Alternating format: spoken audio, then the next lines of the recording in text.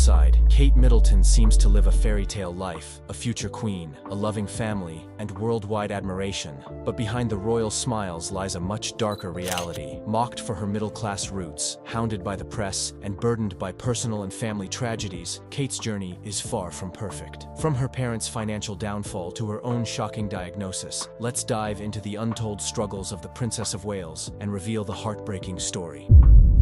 Tragic origins of wealth. The Middleton family's wealth might look like a simple result of hard work and smart business, yet its story begins with deep sadness. Francis Lupton, one of Kate Middleton's ancestors, once expected to share his fortune among his 5 children. Sadly, World War I changed their fate. 3 of Francis's sons went off to fight and never came home. Only his 2 daughters, Olive and Anne, survived. Because of that terrible loss, they ended up inheriting the large sum of money their father had planned to give to all 5 children. In today's terms, the inheritance left to the daughters would be worth millions of pounds. Olive later had children of her own, and her sister Anne never married. This meant that much of what remained of Anne's money was also passed on to Olive's family line. Through generations, some of this inheritance eventually helped fund Kate Middleton's upbringing and education, giving her advantages that most people could not afford. Yet, this story is tragic. The family fortune would have been divided in a totally different way if the 3 brothers had not been killed in the war. Parents lost their sons, and sisters lost their siblings. Their shared pain turned into an unexpected inheritance, which then became a source of future security for the Middletons. When Carol and Michael Middleton launched their party decoration business, they had this family money to aid them, which helped them send Kate to expensive schools and later buy an impressive home. But the money's grim background casts a shadow over the Middleton family's success story.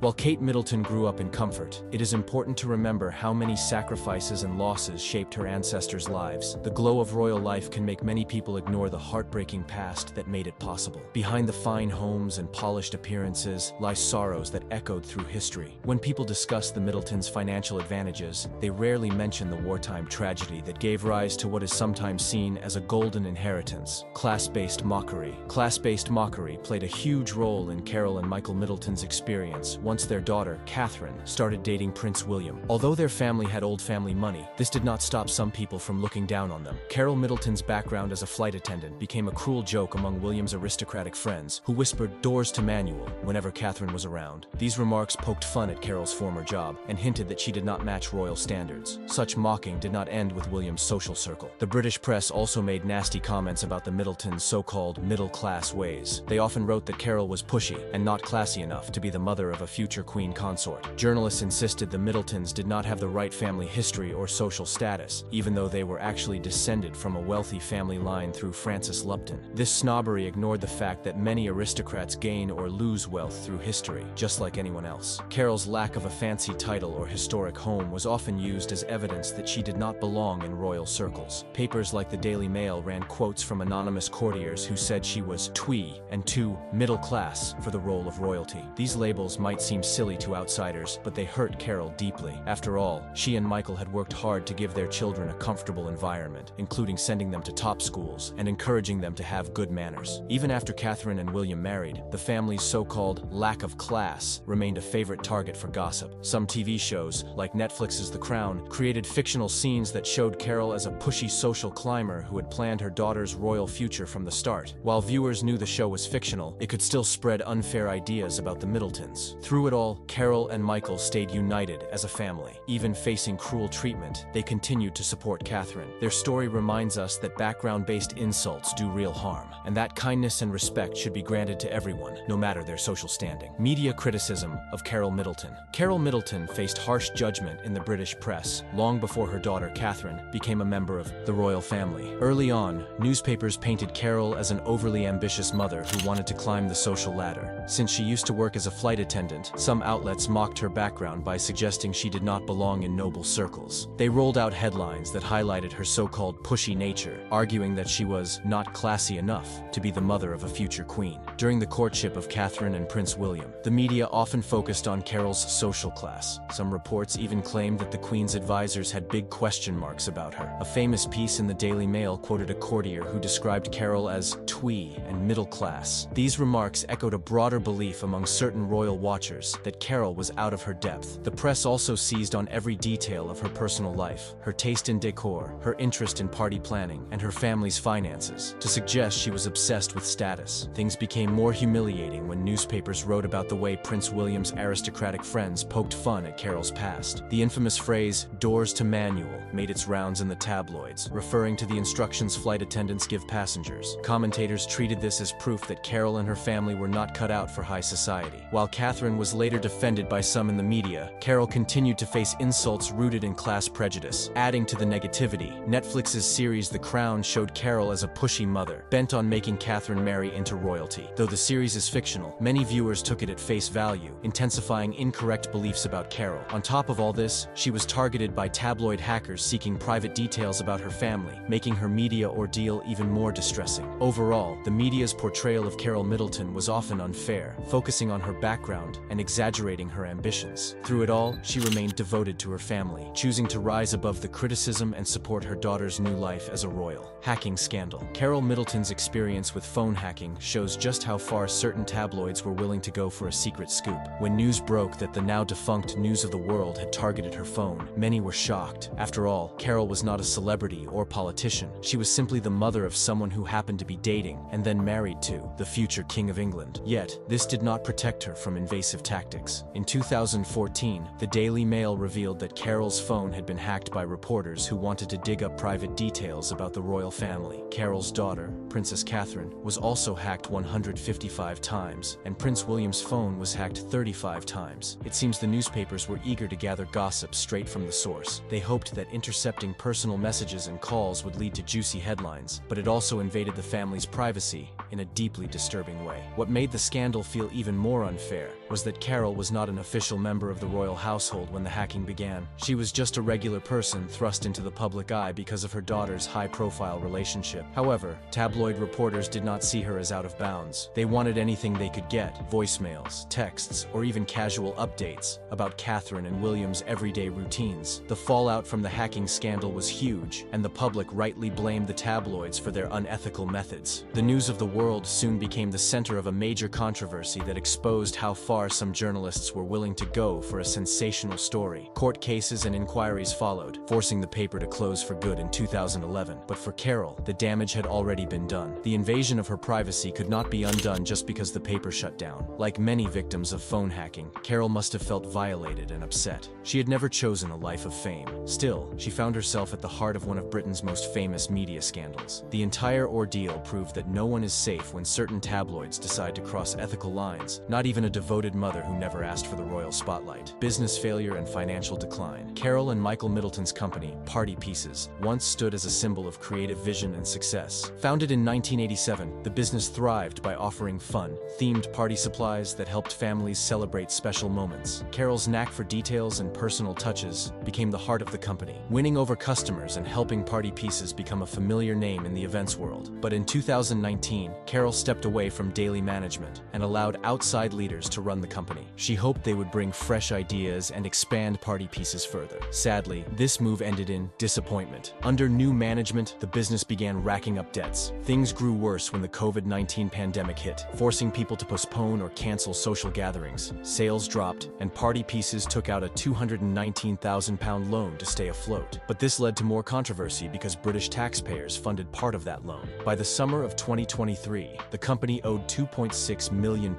Carol was heartbroken. She had never intended to lose control of the business she had built with so much passion over decades. She felt let down by the manager she had trusted, but also admitted she had been naive to step away. Despite all efforts to rescue the brand, Party Pieces could not recover from its mounting losses. In the end, Carol and Michael made the tough choice to sell their beloved firm to the Teddy-tastic Bear Company. While this saved Party Pieces from completely disappearing, it meant the Middletons could no longer guide its future. It was a sad goodbye to a project that had brought them pride, and for many years, provided their main source of income. On the brighter side, the deal allowed the 12 employees of Party Pieces to keep their jobs. Carol and Michael can take comfort in knowing they left behind a legacy of cheerful celebrations for families everywhere. Even if their fortunes changed, the special memories they helped create will outlast the pain of financial decline. James Middleton's mental health struggles. James Middleton, the youngest of Carol and Michael Middleton's 3 children, has faced a private yet intense battle with his mental health. Unlike his famous sisters, Princess Catherine and Pippa, James has largely shunned the spotlight. Still, his struggle with depression became public when he bravely shared his story in a newspaper article. He called it a cancer of the mind, explaining that good fortune does not protect anyone from the darkness that mental illness can create. James opened up about feeling overwhelmed, even though he recognized how lucky he was to come from a supportive and well-off family. This gap between his outward life and inner despair made him feel guilty and ashamed, holding him back from seeking help. During his lowest points, James said he stopped responding to messages from loved ones, including his worried parents. Carol and Michael Middleton watched their son slip away, desperate to help him, but unsure how to reach him when he refused to answer their calls and texts. Eventually, James realized that staying silent was not only harming himself, but also those who cared about him. He decided to turn to therapy and other professional mental health support. Making that choice, he said, brought him a small spark of hope in his darkest hour. Through patience and treatment, he rediscovered the love of his family and even began speaking openly about his journey, hoping to guide others who feel trapped by depression. Carol and Michael Middleton, who had already endured much media scrutiny, took on the emotional strain of watching their son battle a painful and often misunderstood illness. They did everything possible to encourage James, sending him messages of love and support as he slowly found his way to recovery. Today, James credits his family's devotion with helping him move forward. His story shows that mental health struggles can affect anyone, no matter their status, and that compassion and professional help can light the path back to hope. Kate's cancer diagnosis. Kate Middleton's cancer diagnosis struck her family like lightning, coming less than a year after Carol and Michael Middleton lost their beloved business, Party Pieces. It was the news no parent ever wants to hear, especially after such a stressful period. Though Catherine is a well-loved public figure, behind the scenes her family worried deeply about her health. Royal expert Jenny Bond noted that this situation must have been especially hard on Carol, reminding everyone that, even at 42 years old, Catherine is still her mother's little girl. As soon as they learned about Catherine's condition, Carol and Michael did whatever they could to support their daughter. Carol, in particular, took an active role in helping Catherine. She was seen driving her around London and looking after her grandchildren, Prince George, Princess Charlotte, and Prince Louis. Word spread that Carol and William were even spotted having a casual drink together, hinting at the strong family bond that was helping them cope during this difficult time. Across the media, people began to realize that Catherine's polished public image hid a new, painful burden. Yet the royal protocols and constant press coverage made it tricky for her to keep the details private. Observers noted that she faced pressure to explain her medical situation, all while trying to stay strong for her children and perform her royal duties. This unwanted spotlight added another layer of stress to an already challenging diagnosis. Despite everything, the Middletons did their best to remain hopeful. Their focus became Catherine's recovery and the well-being of her kids. They stayed close to her home in Windsor, providing meals, driving the children to activities, and offering emotional support whenever possible. One insider shared that Carol and Michael's presence was a real comfort to William too, who felt relieved that his wife had her family nearby. Kate's cancer diagnosis showed just how strong the Middleton family really is. Even when facing heartbreak, their unity and love helped them move forward, reminding the world that behind every public figure stands a devoted family, ready to offer strength and care in life's hardest moments. Negative portrayal in The Crown. Netflix's The Crown is known for telling stories about the British royal family with creative drama, and Carol Middleton has not escaped its fictional touches. Throughout season 6, the show focuses on Prince William and Catherine's romance, while also painting Carol as a social climber who is overly excited about her daughter's royal connections. Many viewers see Carol's portrayal as a pushy mother fixated on social status, determined to get Catherine closer to the throne. Scenes suggest that Carol made big plans for her children, hoping they would mix with higher circles. In one moment, Carol happily mentions how thrilling it was to meet important people connected to the Queen. Though often entertaining, this storyline can damage Carol's real-life image. Critics argue that the show's writers took creative license, making Carol a convenient villain who embodies class anxiety and power-hungry motives. The Crown is, after all, a drama. It is not a documentary, no matter how many fans treat it as a window into into true royal history. Members of the royal family have spoken out about the crown's habit of bending facts for the sake of a good story. Princess Diana's brother, Charles Spencer, reminded viewers that the series is fictional and should not be taken as a real account of events. Even so, the show's wide audience walks away with certain ideas about Carol Middleton that might not be fair or accurate. Carol herself has never publicly criticized the crown, but she has always aimed to present a calm, supportive figure for her children and grandchildren. She has had a keen business mind, building party pieces from the ground up, yet she is rarely shown in the series as anything more than an ambitious mother. This flattening of her character can mislead people who are unfamiliar with real Middleton family history. Exclusion from Royal Christmas Carol and Michael Middleton adore Christmas. As former owners of a party business, they have always enjoyed going big for the holiday season, sometimes decorating multiple trees and filling their home with festive cheer. They love creating that magical atmosphere, especially when their grandchildren come to visit. Yet, for many years, they rarely got to share it with Prince George, Princess Charlotte, and Prince Louis over the actual Christmas holiday. Instead, royal tradition required that William and Catherine bring the children to spend the holiday with Queen Elizabeth II at Sandringham. While the Middletons were occasionally invited to the royal Christmas morning church service at St. Mary Magdalene, they did not join in the full festive celebrations inside. Christmas at Sandringham follows long-held customs, with the royals exchanging gifts on Christmas Eve and gathering for formal meals. As a result, Carol and Michael missed out on the quieter, more personal parts of the holiday. Their exclusion highlights one of the sacrifices that come with having a daughter in the royal family. Still, Carol and Michael tried to find other ways to maintain holiday traditions. They often hosted Catherine, William, and the children before or after Christmas, throwing a casual get-together that allowed both grandparents and grandchildren to enjoy simpler moments without the strict formality of Sandringham. Carol once wrote about her Christmas plans on her Party Pieces Instagram, revealing that she liked to decorate 2 trees each year, one for the children to decorate and one she would do herself. Even if their time with the royal grandchildren was short, the Middletons made every moment count. Over the years, there have been some signs of flexibility and progress. Catherine has sometimes been able to split the holiday schedule so that the Middletons share a slice of the cheer. Yet, the overall pattern remains the same. Carol and Michael's strong enthusiasm for Christmas does not always align with royal traditions. Their experience reminds us that being part of the royal circle can come at a personal cost, no matter how much you love the festive season. Emotional toll on the family. The Middleton family has experienced wave after wave of hardships that have left them feeling both proud and weary, although they gained public attention when their daughter married into the royal family. The cost of that spotlight has been high. Each struggle, a turbulent business collapse, James Middleton's battle with depression, invasive media behavior, and even Kate's recent cancer diagnosis has tested their strength and unity. From the moment the tabloids discovered that Carol Middleton once worked as a flight attendant, her family's social background became a target for cruel remarks. Snobbish jokes like, "Doors to manual" might seem small, but they caused real pain, reminding Carol and Michael that some people would never see them as equals in royal circles. Despite the hurt, the Middletons pressed on, yet the media's lens only grew sharper, revealing every crack in their once simple life. Things worsened when the news of the world hacked into Carol's and Kate's phones, tearing down any sense of privacy they had left. Not even the family's holiday cheer remained safe. Each Christmas, royal protocol blocked Carol and Michael from sharing the full festive season with their grandchildren, leaving them feeling left out of treasured moments. At the same time, James Middleton's depression tested the family's closeness. While he managed to pull through with proper help, his parents had to watch him suffer in silence, unsure how to break through the walls he had built around himself. Their business, Party Pieces, which once fueled their dreams, fell into heavy debt, forcing a sale in 2023. Carol was hit hard by this loss, calling it desperately sad. Then came perhaps the most crushing blow, Kate's cancer diagnosis. Though she is beloved by the public, she is still Carol's daughter, and the news shook everyone. Carol and Michael quietly stepped in, taking on more childcare and errands. Through all these trials, the Middleton story shows that behind every peaceful photo or polite smile lies a family fighting to stay strong in the face of heartbreak.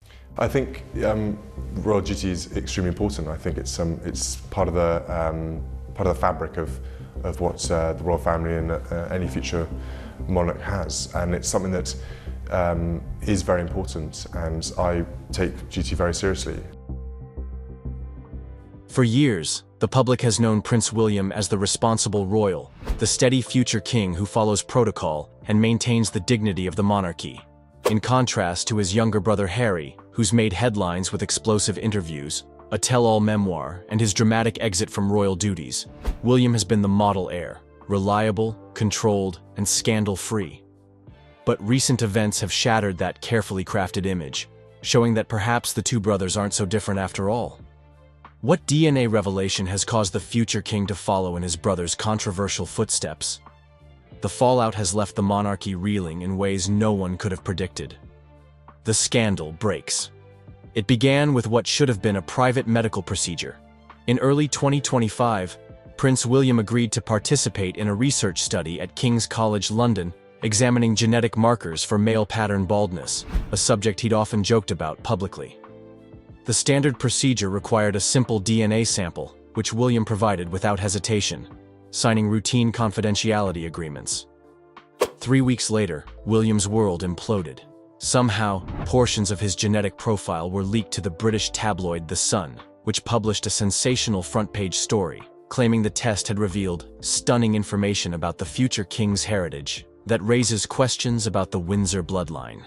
While the initial report was frustratingly vague, it was enough to set off a firestorm of speculation. Palace officials immediately denied any impropriety, condemning the egregious breach of medical ethics and threatening legal action against both the newspaper and the research facility. But the damage was done. Within hours, the hashtag number sign, Royal DNASCANDAL, was trending worldwide, with rumors ranging from the plausible to the absurd. What happened next stunned even veteran royal watchers. Rather than maintain dignified silence as royal protocol dictated, William took to social media with a hastily recorded video that showed him visibly agitated, his typically polished appearance disheveled. "For years I've watched my brother be torn apart for speaking his truth," William said, his voice uncharacteristically strained.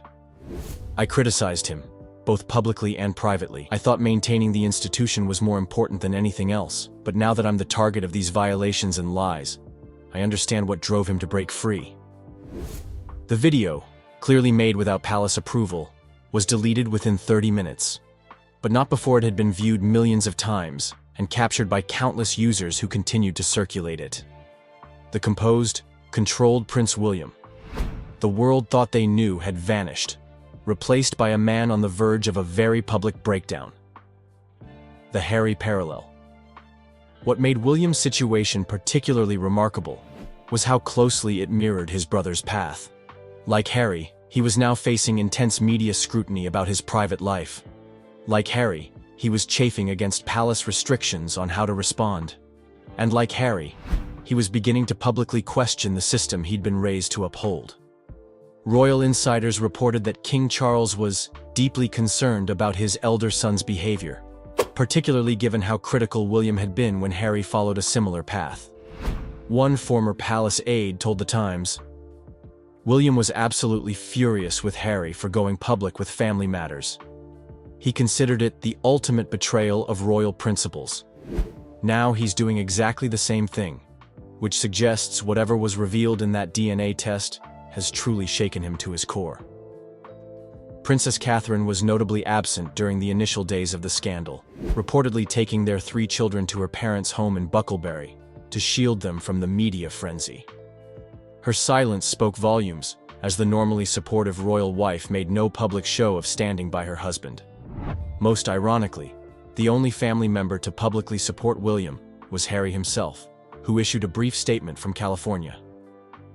"No one understands better than I do the pressure of having your private life exploited for public consumption. Despite our differences, I stand with my brother and respect his right to respond to these intrusions as he sees fit." The DNA revelation. As William's public behavior grew increasingly erratic, skipping a scheduled appearance at a military ceremony, being photographed arguing with aides outside Kensington Palace, and reportedly refusing calls from his father. More details about the DNA findings emerged from multiple sources. The test had allegedly revealed that William carried genetic markers inconsistent with the known Windsor profile. Specifically, the analysis showed heritage that raised questions about the official narrative of his royal lineage. While the tabloids gleefully speculated about potential infidelity in Charles and Diana's marriage, genetics experts noted that such testing frequently reveals unexpected ancestry several generations back. What seemed to trigger William's most extreme reaction, however, wasn't just the content of the revelations, but the palace's response to them. According to sources close to the prince, senior royal advisors had prepared a strategy of blanket denials, controlled leaks to friendly media outlets, and a campaign to discredit the research facility, all without addressing the substance of the findings. It was exactly the same playbook they used against Harry and Meghan, one source told The Guardian. William suddenly found himself on the receiving end of the institution's protection machinery, and he didn't like what he saw. It was as if a veil had been lifted. The family division deepens. The aftermath of William's interview created the greatest crisis for the monarchy since Harry and Meghan's departure. King Charles, reportedly devastated by his son's public comments, retreated to Balmoral Castle in Scotland, cancelling several planned engagements. Palace sources described the king as being caught between his role as monarch and his love for his son, an echo of Queen Elizabeth's dilemma during Harry's exit. The royal family split into factions. Princess Anne and Prince Edward publicly supported the traditional palace approach of dignity and discretion, with Anne telling reporters, "Some conversations belong behind closed doors, regardless of circumstance." In contrast, several of the younger royals, including Princess Eugenie and Zara Tindall, were rumored to have privately expressed support for William's newfound outspokenness. Most notably, Harry reached out directly to his brother, with sources claiming the two spoke by video call for over 2 hours, their longest conversation in years. According to those familiar with the call, Harry offered advice on handling media pressure outside the palace system, and shared his own experiences with prioritizing personal truth over institutional expectations. Catherine finally returned to London a week after the interview, but observers noted a distinct coolness between the couple during their first public appearance together. Body language experts pointed to their physical distance, minimal eye contact, and Catherine's strained smile as evidence of serious marital tension resulting from William's unilateral decisions. The royal rebel. As days turned into weeks, William showed no signs of backing down or conforming to palace expectations.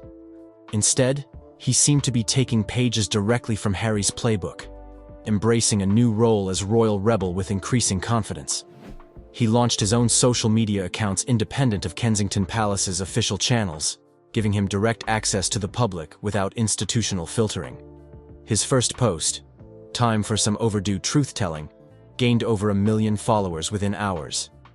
In a move that particularly alarmed traditional royalists, William began selectively engaging with comments about the monarchy's colonial past, acknowledging historical wrongs, and suggesting that full accountability was necessary for the institution to evolve. These comments echoed positions Harry and Meghan had taken years earlier, positions that had been privately dismissed by William at the time.